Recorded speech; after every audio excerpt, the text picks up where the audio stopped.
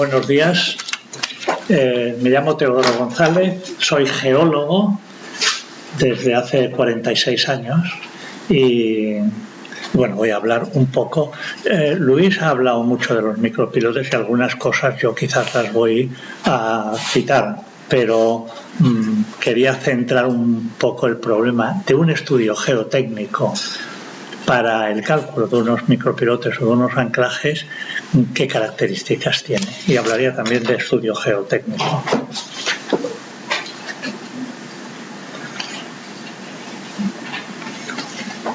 Bueno, la primera cosa, él lo ha explicado muy bien, ampliamente, que un micropilote no es un pilote pequeño. Esto parece una frase un poco así como que rompe, pero igual que un pilote no es una zapata profunda, es otra cosa, se calcula de forma distinta, trabaja de forma distinta y no hay que confundirla. Yo he encontrado a veces algunas personas que han calculado, le he dado la carga para los pilotes y con esa misma carga de rozamiento se han calculado unos micropilotes, lo cual es un error. Sobre todo no confundirse en el concepto del parámetro de rozamiento. Hay que tener en cuenta de que un micropilote trabaja solo por rozamiento. Esto se dice y no es realmente así. Hay el 15% de su diámetro podría trabajar en punta, pero es tan pequeño el diámetro que el 15% es prácticamente nada y se desprecia, en el sentido queda como coeficiente de seguridad. No es cierto totalmente de que no trabaje por punta, trabaja mínimamente, con lo cual se desprecia. Una característica es que va armado totalmente, por lo tanto puede trabajar a compresión. Siempre el pilote no va armado totalmente y puede trabajar a tracción y a compresión, cosa que el pilote tampoco lo hace, ¿no? Que el rozamiento es total, al final lo comentaremos porque no es cierto tampoco. Hay unos terrenos que por poca consistencia, por poca densidad, no permiten o no se calculan que trabajen, que transmitan, porque se deformarían tanto que no darían realmente resistencia al micropilote. Todo se haría por las capas más compresivas. También ha hablado Luis ampliamente de lo caro que es el micropilote y las complicaciones que tiene de ejecución, con lo cual no es nada nuevo. Pero hay que hacer una cimentación adecuada y muchas veces el micropilote es la solución a una construcción, a un edificio, a unos cimientos. No hay que coger la solución más barata siempre. Llevaríamos esto a grandes errores, sino la más adecuada. El estudio geológico, geotécnico, parece que no debería tratar del tema económico. El estudio geotécnico estudia las características de un terreno y realmente hay muchas personas, hay países enteros, es decir, nuestros vecinos, por ejemplo en Francia, el estudio geotécnico se hace en dos fases. Primero se hace un estudio sin saber qué se va a construir allí encima. Se estudian todas las capas, todas las características del terreno, se entrega, se hace el proyecto y entonces en el proyecto, mirando un poco el tipo de terreno que hay, por supuesto, y ya en el terreno te vuelven a pedir las características, los parámetros que se necesitan y que se comprueben. Aquí esto está muy bien, pero esto obliga al que calcula, al arquitecto, al ingeniero, a entender muchísimo más de lo que son cimientos, de lo que son cálculos, porque aquí estamos acostumbrados a que el geólogo haga al menos un análisis de las posibilidades que tiene cada uno de los distintos sistemas de cimentación. Cuando hacemos un estudio geotécnico, primero miramos si la cimentación por zapatas funcionaría, la cimentación directa. La losa, si entra o no entra. Después miramos cimentación semiprofunda, pozos, pilotes, zapilotes, y cuando ninguna de estas cosas entra, empezamos a hablar de micropilotes. Esta es la realidad. ¿Por qué? Porque como es la solución cara, pues no vayamos directamente, ni tampoco vamos, raramente se va en un estudio geotécnico a decir que hagan pilotes. Se tiene que justificar que la cimentación directa no tiene interés o tiene problemas, o va a tener problemas constructivos o de comportamiento.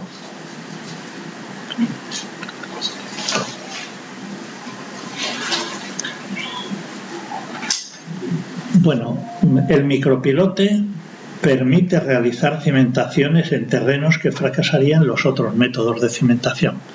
Esto de alguna forma corrobora lo anterior, es decir, miremos el micropilote no como, mira, un mal menor, la última cosa que hacer. No, yo creo que el micropilote, lo ha explicado Luis muy bien, soluciona muchos problemas en edificios que no habría otra manera de construirse. Por eso el micropilote tiene un lugar importante en la construcción. Mira, ahora vamos a hablar un poco de actuaciones donde puede ser necesario el uso de micropilotes. Vamos a citar rápidamente algunas situaciones donde el micropilote es indispensable, ¿no? Y veremos que la mayor parte de las situaciones son debidas al espacio exterior, no son debidas puramente a la geología. Después saldrán temas geológicos, pero por ejemplo, en edificios construidos, pues por una patología, por fallo de cimiento o de terreno, o la relación entre el cimiento y el terreno. Muchas veces echarle la culpa al cimiento, el terreno está allá y es como es. El cimiento a veces se calcula mal, y la relación entre cimiento y terreno con las cargas que le llegan no es adecuado. Pues entonces la solución de recalce, la mayor parte de las veces, la mejor solución es a través de micropilotes. Cuando hay un cambio de cargas, la segunda de las soluciones, de los casos, cuando hay un cambio de carga, en una rehabilitación es fácil que se tire una pared, se tenga que poner unos pilares, quieran luces más grandes, abrir ventanas mayores, y la carga se descompensa, la carga, como ha trabajado el cimiento hasta ahora, se descompensa y es conveniente hacer unos apeos. Estos apeos, el micropilote es una solución siempre perfecta. En ampliaciones de edificios y en remontas. También en estos casos casi siempre, en ampliaciones, cuando me refiero de amplía la superficie construida, los edificios construidos hace tiempo han tenido ya el asentamiento total que deberían tener. Es un equilibrio, está en un equilibrio y ya no tiene más asiento. Si hacemos una parte nueva de un edificio y lo conectamos con él, nos encontraremos que esta parte nueva, con una cimentación directa, tendrá un asiento. Y esto marcaría una grieta, una junta, que hay que o marcarla y taparla porque se moverá seguro, o bien intentar trabajar con micropilotes, que el asiento del micropilote es muy pequeño. No digo nulo, pero es muy pequeño. Con los coeficientes de seguridad que tiene, la forma como trabaja, es prácticamente inapreciable. En estos casos, el micropilote también tiene una misión muy, muy interesante para hacer.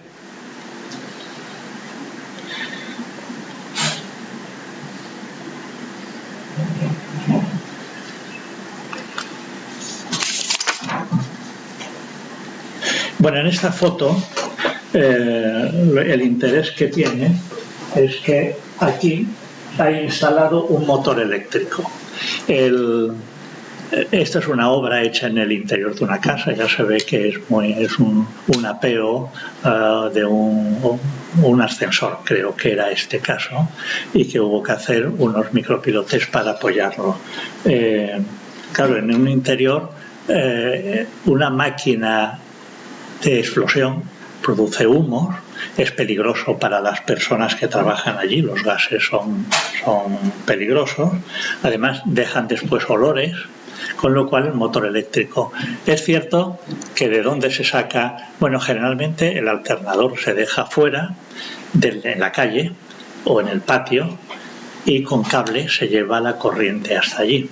Tiene sus dificultades de que para mover la máquina hay que ir con los cables arrastrándolo para moverla de un lugar a otro, pero no produce ruidos y no produce olores. Es una solución interesante tener máquinas eléctricas para poder actuar en lugares pequeños. En obras a cielo abierto. Hombre, hay lugares donde los terrenos son complejos. Cuando a veces hay terrenos regulares de poca consistencia y de pronto hay algunos niveles alternados o continuos de una dureza extraordinaria que ni el pilote ni el zapilote pueden atravesarlo.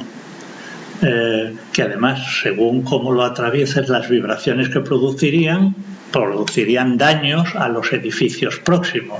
En estos casos, la solución de micropilote siempre es la única posible. Se ha hablado aquí antes, lo ha hablado muy bien Luis, de que hay algunos autoperforantes. Bueno, en este caso, posiblemente cuando el terreno de arriba se cierra o es poco coherente, sea el autoperforante el más interesante, más que entubado, porque la intubación, aparte de lo lento que es y lo caro, los riesgos que tiene de dejar la tubería dentro es importante, y sobre todo por rapidez. En las obras el tiempo se mide mucho y el autoperforante tiene grandes ventajas en esto.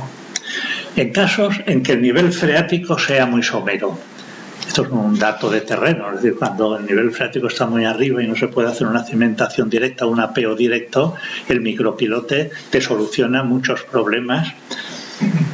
Y igual que cuando hay arenas sueltas, ya si el caso es la combinación entre arenas sueltas y nivel freático somero, el caso es clarísimo que el micropilote autoperforante es el más interesante.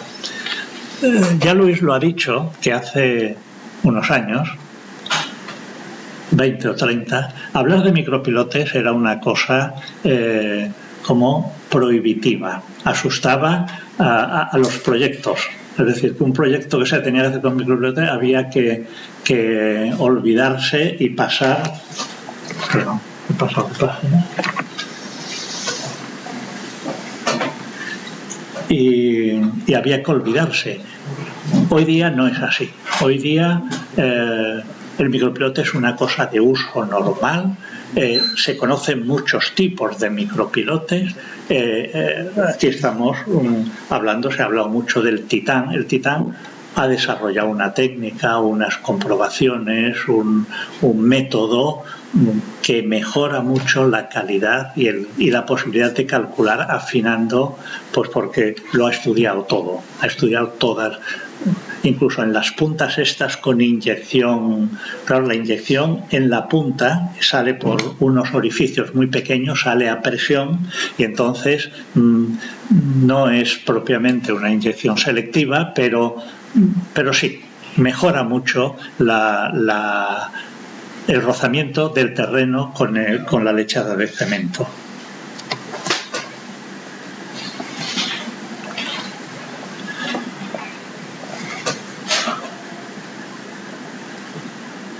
Estabilidad en terrenos.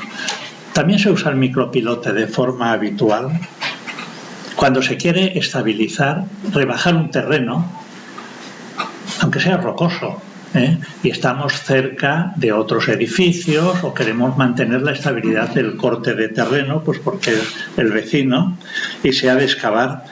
Hacer un muro de micropilotes, quizás aquí combinado con anclajes o con bulones, pues porque si es roca, no sé si lo ha dicho Luis, a mí me ha parecido que no, está clarísimo, o la experiencia es que en terrenos rocosos el anclaje de barra, el anclaje pasivo, es mucho más eficaz, tiene menos riesgos de romper el terreno. Cuando se hace un anclaje tensado y activo y se tensa 15 toneladas cada cable, se le ponen 50 o 70 toneladas al fondo del cable y es roca, es muy fácil que encuentre algún plano de diaclasas y se pudiera venir el terreno. Yo me he encontrado en media docena de casos que esto ha ocurrido. Es muy interesante entonces el pasivo, que simplemente lo que hace es, cuando el terreno quiera empujar, que dice algunos terrenos no empujan, la roca es de los terrenos que no empuja, generalmente, pero si quiere empujar tiene el anclaje, el bulón, en este caso a veces se le llama anclajes pasivos, anclajes de barra o bulones, a veces son sinónimas las tres expresiones. Bueno, pues es interesante el utilizar combinadas estas dos cosas. Después, hay unas obras que son pequeñas y que, aunque sean a cielo abierto, resulta que el pilote es excesivo meter allí unos pilotes. Es decir, cuando hay que hacer una marquesina o un depósito elevado, que es una base de 10×10, pues en apeos temporales, en bancadas de máquina, generalmente, y que requieran cimentación profunda, porque una bancada de máquinas, si tiene el terreno firme muy cerca, realmente lo que se hace es una junta alrededor para que no transmita las vibraciones y nada más. Pero si el terreno es de poca calidad y precisa una cimentación profunda, sin lugar a duda, el micropilote tiene un trabajo muy importante que hacer. Bien, aquí vemos una obra. Bueno, vemos un sistema de inyección. Los micropilotes se inyectan, haya dicho que se arma totalmente, se inyectan por el interior, lo ha explicado muy bien Luis, por el interior del alma de la tubería, y se espera que salga toda la lechada al exterior, por el exterior del tubo, con lo cual se evitan que se hagan burbujas de aire entre medio. Y por otra parte se lava la parte de lechada de cemento que queda sucia, porque como tiene más densidad que el agua y que la de bentonita, arrastra muy bien todos los detritus que hayan quedado en el interior. Se deja derramar un rato y se tiene. No voy a decir nada de los 3 tipos de inyección, que él los ha explicado muy bien, y pasamos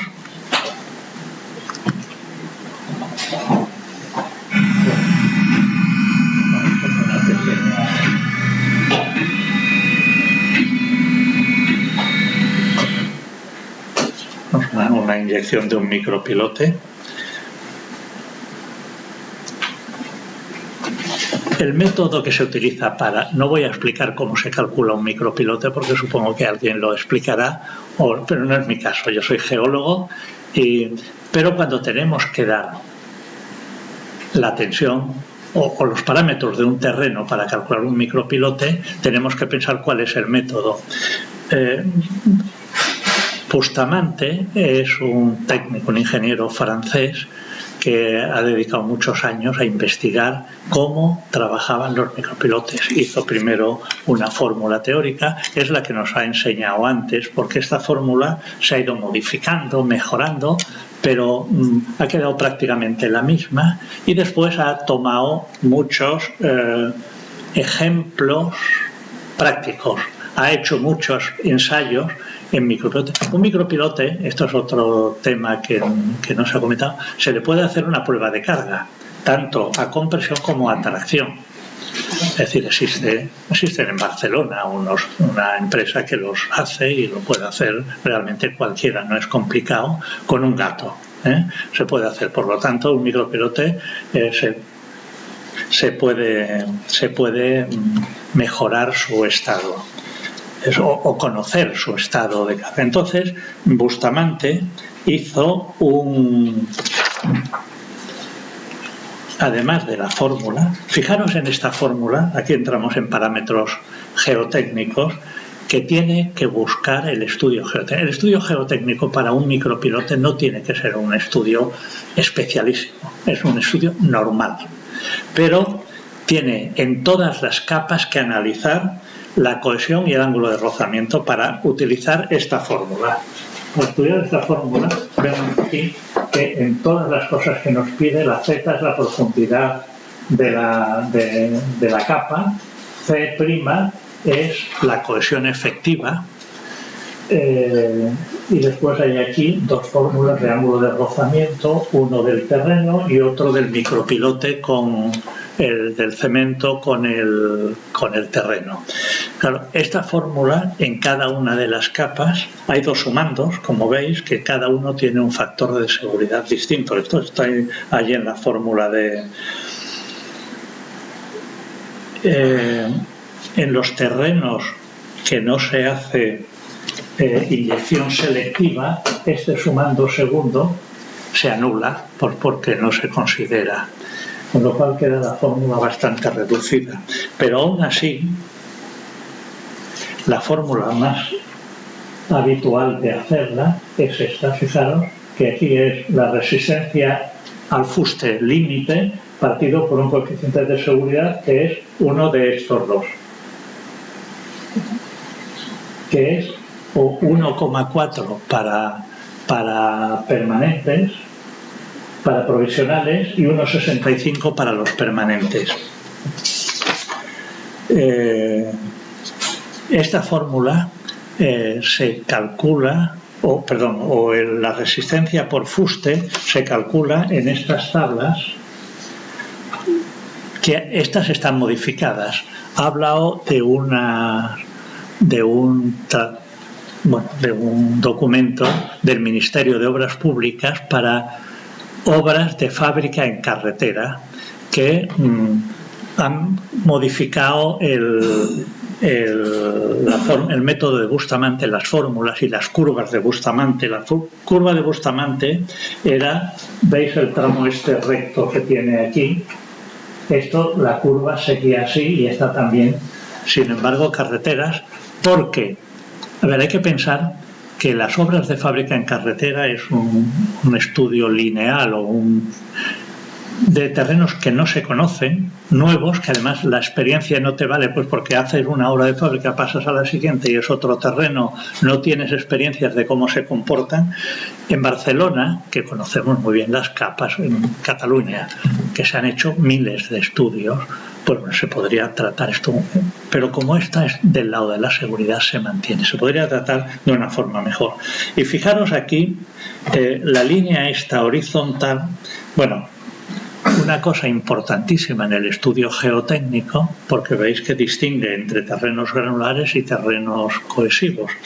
En terrenos granulares, la tensión máxima de trabajo de rozamiento de un micropilote puede llegar a ser de 4 kilos. Si lo alargamos por aquí, aplicando después los coeficientes de seguridad, por supuesto, aquí no tiene coeficiente de seguridad. Y en el terreno cohesivo no pasaría de 2 kilos por centímetro cuadrado. Es decir, que ya hay una diferencia entre un micropilote apoyado en un terreno cohesivo y en un terreno granular prácticamente del doble. Esto hay que tenerlo en cuenta. Fijaros que aquí utiliza 4 parámetros o 3 parámetros. La N del SPT en terrenos granulares se calcula en micropilote con la N del SPT. ¿Veis? Aquí está la presión límite y aquí la N del SPT. Es decir, que con uno de estos dos parámetros se puede calcular el micropilote. Yo he hecho muchos presiómetros. La P es la presión límite, se puede calcular bien con la compresión simple y con el presiómetro. El presiómetro da unos resultados extraordinariamente reales y positivos. La compresión simple es una muestra que se saca, se transporta, se vibra, se descomprime, se abre, se vuelve a meter en la máquina, se rompe y entonces tenemos la rotura que no está confinada. Sin embargo, el presiómetro hace una rotura del terreno in situ a la profundidad que interesa, con lo cual los valores son siempre mucho más favorables. En terrenos muy malos se parecen mucho, pero en terrenos buenos, cuanto mejor son, mayor diferencia hay. Tampoco es necesario subirse mucho, pues porque resulta que a partir de una carga ya no se le da mayor carga al terreno y a la relación del terreno, no mayor rozamiento al terreno. Bueno, pues se ve que es importantísimo en el estudio geotécnico, además de calcular la presión límite, la compresión simple y la N del SPT, definir si el terreno es granular o es cohesivo. Porque entra en un cálculo que es muy distinto y muy desfavorable para el caso de que sea cohesivo. Hay aquí, el código técnico dice que una muestra de terreno que pase por el tamite 008 menos del 35% de finos es un terreno granular. Esta es la definición que hace. Sin embargo, la norma de carreteras, que es mucho más segura y no tiene tanto conocimiento real de los terrenos, habla de 15%.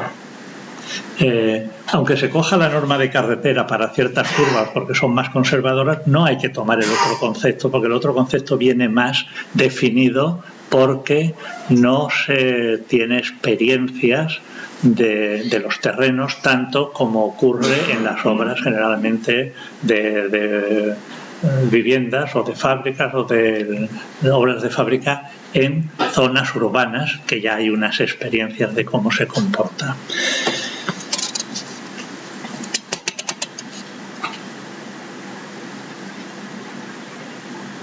Y nada más. Muchas gracias.